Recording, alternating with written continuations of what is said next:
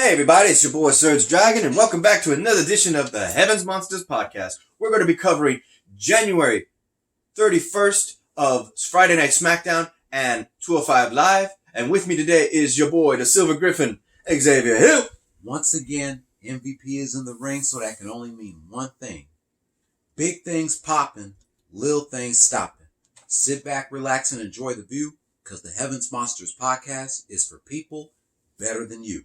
Right off Royal Rumble, we have Roman Reigns coming into the ring with his cousins, the Usos, saying the good news and the bad news. Good news is he took care of Corbin. Bad news is he didn't win the Royal Rumble.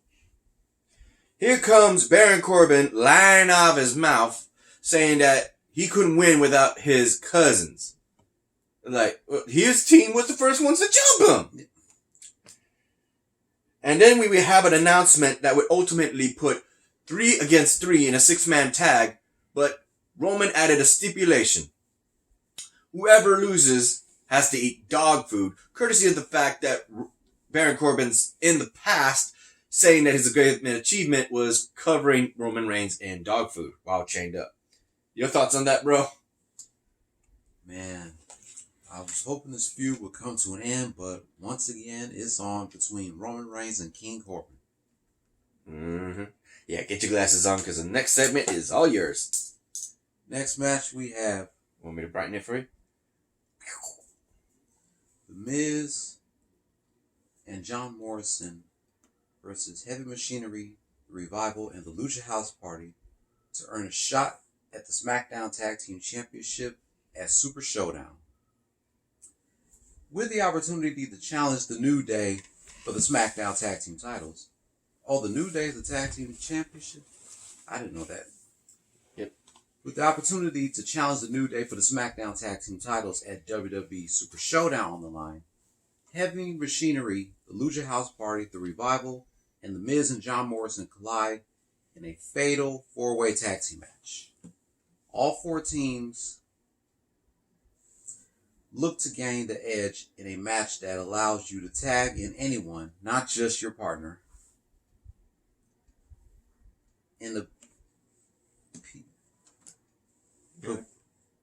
pivotal moments, the Revival seemed moments away from returning their winning ways, but Miz and Morrison made their move, and Morrison connected with Starship Pain to Scott Dawson for the Super Showdown clinching victory. Yeah, that match was pretty weird because you didn't know who was legal at this point. They tagged in somebody, and I guess their partners were legal as well. Too bad Heavy Machinery didn't win. I was hoping for them. Yeah, me too.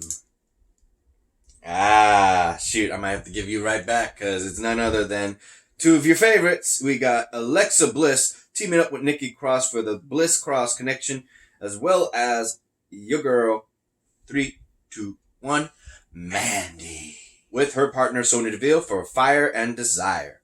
So here you go, bro. So we got Alexa Bliss and Nikki Cross versus Mandy Rhodes and Sonya Deville. After accepting a date with Otis for Valentine's Day, which is next Friday. No, not this Friday. The next following Friday. Next following Friday. Because this Friday is the 7th. 7 days later, 14th. Mandy Rhodes teamed with Sonya Deville to take on Alexa Bliss and Nikki Cross. With there being a lot of talk that the winning team could be on the fast track to soon get a WWE Women's Tag Team titles match, both teams out the gates with intensity. In the clutch, Cross connected with the swinging net breaker to Rose, and the Goddess finished off God's greatest creation with Twisted Bliss for the win. So it was a loss on the Fire and Desire. Damn. But that was funny how freaking Tucker was like, yo, man, get him. You gotta tell him. You gotta tell him. Come on. And he's stuttering like, would you like to go on a date with me next week? He said, I'm busy next week. And I was like, the next following week, I'm not. And it's like, oh, that light in his eyes. That was funny. That was funny, bro.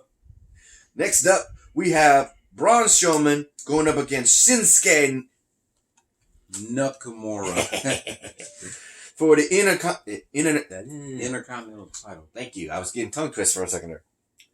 Ultimately, you know for a fact Cesaro and the manager Sami Zayn were in the corner for Shinsuke, and the whole time they were interfering in the match. Still, finally getting the win would be Braun Strowman and puts down Shinsuke Nakamura and becomes the new first. And they actually said it. The first ever title he actually won, Braun Strowman, is the Intercontinental title. That's the first title reign he's ever had. Mm-hmm. Good for him, because he's got a badass looking title. Next up, on that part, we would have the fact that Sami Zayn is furious, saying that he was stolen. They have footage. Being asked a question, while he was talking, you would hear the guitar of Elias. And Elias is saying he's got airtime and they're taking up space and people are getting tired of hearing him. So it's an argument between the two. Sami Zayn asked Cesaro to handle it, and it'd be a one-on-one situation where it wasn't even a match. It would just be Cesaro trying to jump Elias, and Elias ends up standing tall. Ain't that a trip? Wow. Yep, no match. Here you go. You got the next one. Sheamus versus Shorty G, formerly known as Chad Gable. Mm-hmm. Sheamus got the leg up on Shorty G this past Sunday at the Royal Rumble, which prompted Shorty G to waste no time tonight on Super Smackdown, getting to the jump on Sheamus from behind before the contest began. The attack only improved to anger Sheamus, though, and despite Shorty G's incredible athletic capability, the Celtic Warrior withstood Shorty G's signature moonsault and finished his rival with a bro kick for the emphatic victory. What?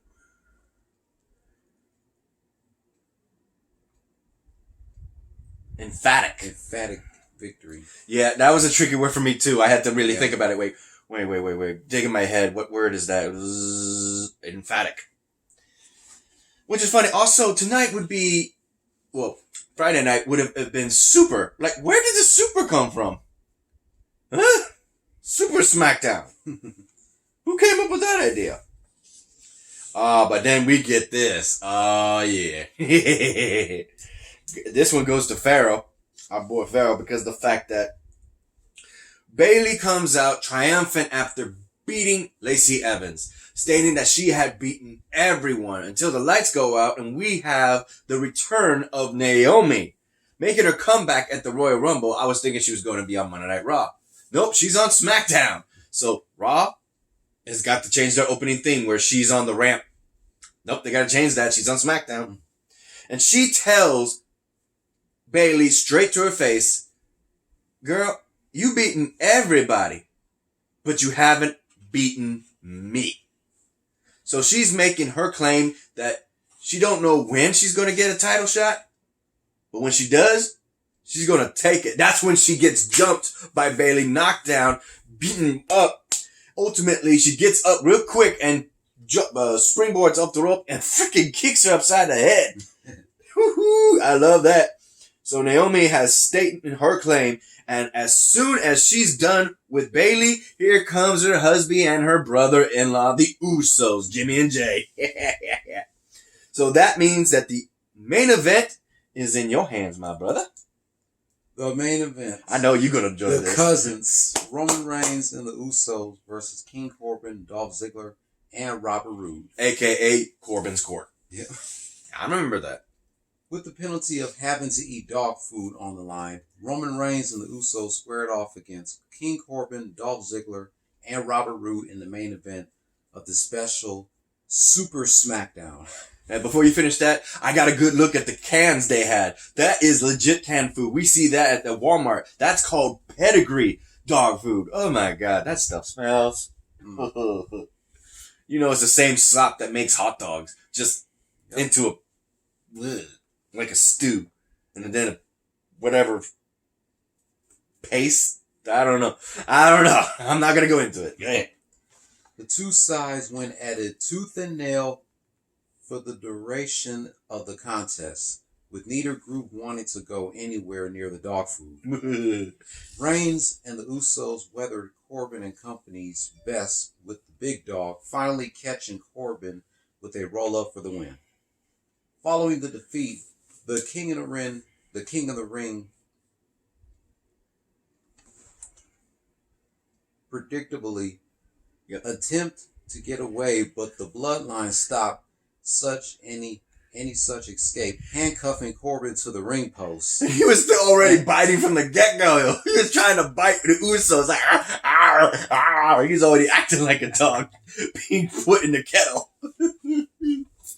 Pouring buckets of dog food onto Corbin before posing for a picture as King Corbin experienced the most humiliation moment of his career.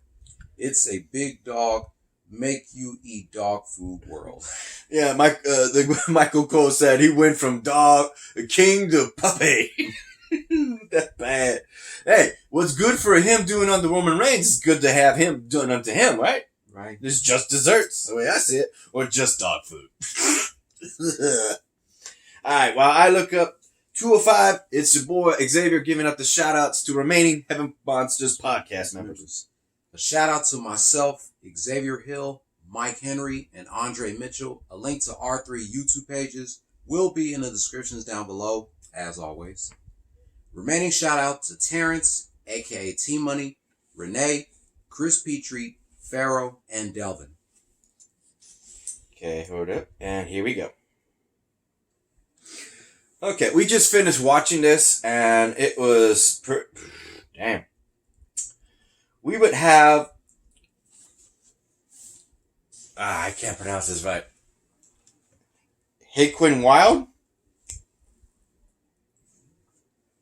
Joe and Quinn Wild versus Raul Mendoza. Yep. In this match, when Raul Mendoza was giving Wild a damn good run for his money. For those who don't know, because I prefer him by calling him by his Impact wrestler name, DJ Z. That's his gimmick. He's been saying that throughout the whole match too. And he ends up getting the win and showing respect to Raul. Ultimately, shaking his hand and even stretching the ropes to have him come out. And the next match would be none other than Danny Birch versus the Brian Kendrick. And I'll say this to you, bro. Here you go. I'll hand this to you. After Ariel Daivari helped the Brian Kendrick score a victory against Danny Birch last week on WWE 205 Live, the strong-styled British superstar demanded a rematch against the man with a plan. Of course, Kendrick didn't come to the ring alone as Daivari accompanied his new ally. With retribution on his mind, Birch charged into the ring ready for a fight, but Kendrick stalled for time twice, conversing with Daivari at ringside after the opening bell. Kendrick gained the upper hand by waiting for the British superstar to come after him at ringside and launching him over the announce table. Favoring his left leg, Birch barely made it back to the ring, only for Daivari to attack, giving Kendrick the advantage he needed. Birch battled back, stopping another attack from Daivari before turning up the pressure on the man with a plan. I like that. Man with a plan. I'm the man with the plan. That's his opening thing. Once again, Daivari attempted to help Kendrick score a pinfall, but he was caught by the official. Yep. Birch applied a crossface, but Daivari broke up the hold. Although Birch was victorious by disqualification, Daivari and Kendrick attacked and wrapped a chair around the British superstar's leg. However, before the damage could be done, Oni Lorcan charged into the ring to support his best friend and tag team partner, chasing Kendrick and Daivari away. Ow, ow, ow, ow. Yeah, that's the song. And then we got the main event. After losing the title at Worlds Collide, Angel Garza is looking to try his best to get one up and put himself back in the title picture. And this would be his opportunity going against Tyler Breeze. Prince Pretty versus, well, another Pretty. Ultimately, in this match, it would end in the favor of Angel Garza when he quickly grabs Tyler into his signature move, the wing clipper, and slams him into the mat, ultimately getting him the win and the 1-up. So I'm still asking, where's Fandango? Is he 205 material? Is he? How much does he weigh? That sucks. What do you think about that? I was wondering if Tyler Breeze was going to come out with a selfie stick taking selfies. Yeah, like we didn't see. Yeah, we didn't see that though. In which case, we also got interesting news. After winning at Worlds Collide at the Toyota Center in Houston, Texas, we would have Jordan Devlin, the self-proclaimed ace of the cruiserweights, is going to make his first time ever 205 Live debut next week. Who is he going to wrestle, and what is he going to say? Well, we have to wait and see. So with that said, if you like this video, give it a thumbs up. You didn't? Give it a thumbs down. Hit that subscribe button, like the content, and hit that notification bell for the next Heaven's Monsters podcast. I'm SergDragon. This is Xavier. We'll see you next time. Next time. Peace.